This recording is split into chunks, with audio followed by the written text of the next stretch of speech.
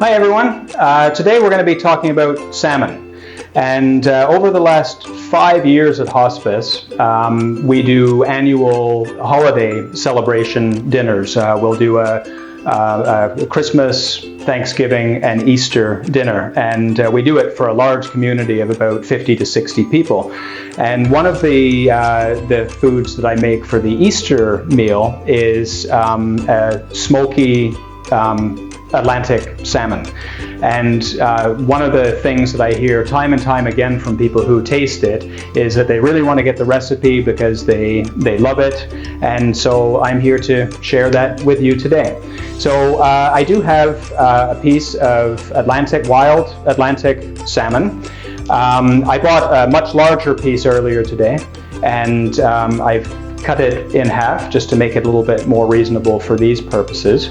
The one thing when you're cooking salmon, especially this size, is that you'll notice very, very often it's got a tapered end and tail to it. And if I was to cook this piece of salmon like this, what would happen is the thin tapered part would become overcooked, and the larger, meatier part would be undercooked. So what you're aiming for is to be able to cook the salmon in an even way. And the best way to do that is to just fold that tail part underneath, and then you can see that it's the same thickness throughout. That will really help with the cooking of the salmon, and it will make everything cook more evenly. The other thing to take note of is when you're cooking really with any kind of meat, it's really, really good to take that meat out of the fridge 15 or 20 minutes before you're actually going to cook it. And the reason for that is if I were to take this directly out of the fridge and then put it into the oven, the heat of that oven is going to cook the outside part of the meat, but because the meat is still cold inside, it will have a tendency to be underdone. So having the meat come up to closer to room temperature will help more evenly cook whatever meat that you're cooking. So that would be chicken, beef, pork, and in this case, fish. So what I'm going to do with this salmon today is I'm going to do a maple glaze, and it's going to have a bit of a smoky finish to it. The first thing I do with the salmon is I'm just going to give it a very, very light coating of extra virgin olive oil, just down the middle, and then I'm going to use my hand to rub that olive oil in. And this will help all of my other ingredients stick to the top of the salmon. Now, I've just handled salmon with one hand. I'm going to be very, very careful not to use this hand while I'm handling anything else. Typically, I would be washing my hands between each of these applications, but I'm just going to use my clean left hand, and I'm going to take some maple syrup, and I'm going to just drizzle maple syrup like I did with the olive oil on top of the salmon. And this will help kind of caramelize a little bit and provide some sweetness. And it doesn't matter if it drizzles a little bit over the side. And then I've got a couple of different spices. These are McCormick spices. There's one called Italiano, and then I also have smoked paprika.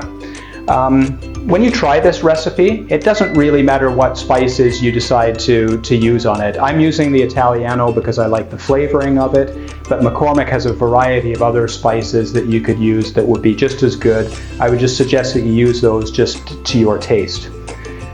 So with the Italiano, I'm going to just sprinkle that fairly liberally over the top of the fish. And then the smoked paprika, I'm going to do the same thing. And the smoked paprika just gives the fish a beautiful, rich color. It also, as it cooks, just lets off the most beautiful smoky aroma. And it just goes so well with the salmon. So that's basically all you need to do for this. You're going to put it in your oven. The oven is preheated to 400 degrees Celsius. And I'm going to cook it for about, this is going to take sort of 18 to 20 minutes. What I'll do is I will show you when you know that it's finished. Again, you could, if in question, use a meat thermometer. And Canada guidelines suggest that you cook fish to an internal temperature of 158 degrees Celsius. But I will show you some other ways that you can tell that this meat will be cooked. So I'm going to put it in the oven now, and we'll check on it in about 20 minutes time.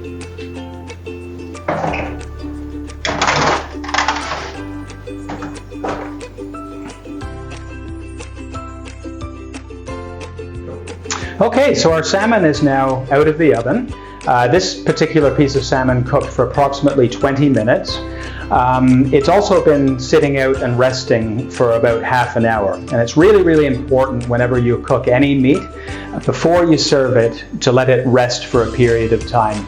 It just ensures that the meat's going to retain its moisture, and you're going to find it much, much more tender and enjoyable to eat. The way that you can tell that this salmon is cooked, there's three different ways. First and foremost, you can check the internal temperature to make sure that it's reached what it should. Visually, though, you can tell because on the top of the fish there are little bits of white protein that start emerging from the top. In addition to that, just when you touch the top of the salmon, it's firm to the touch. So that's how I typically tell that my salmon is finished, is I look for that protein coming out of the top, and touching the salmon for firmness is the other way to be able to tell that it's cooked. So now it's time to actually plate this salmon, and if you are doing this as a single portion just for yourself, you don't necessarily have to get this extravagant.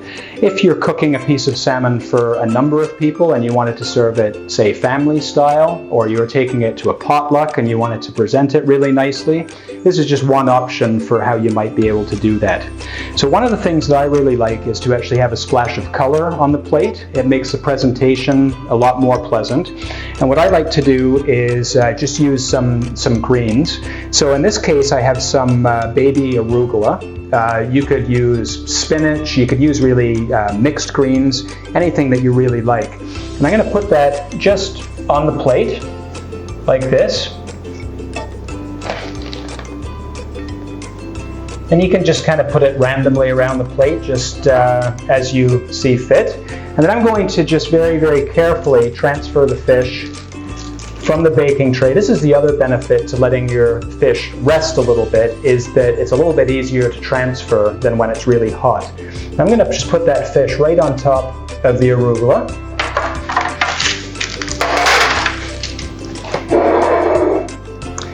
And then I'm just going to garnish with a couple of things. I have some nice fresh dill, and I have some lemon wedges, or lemon, that I'm going to cut into wedges.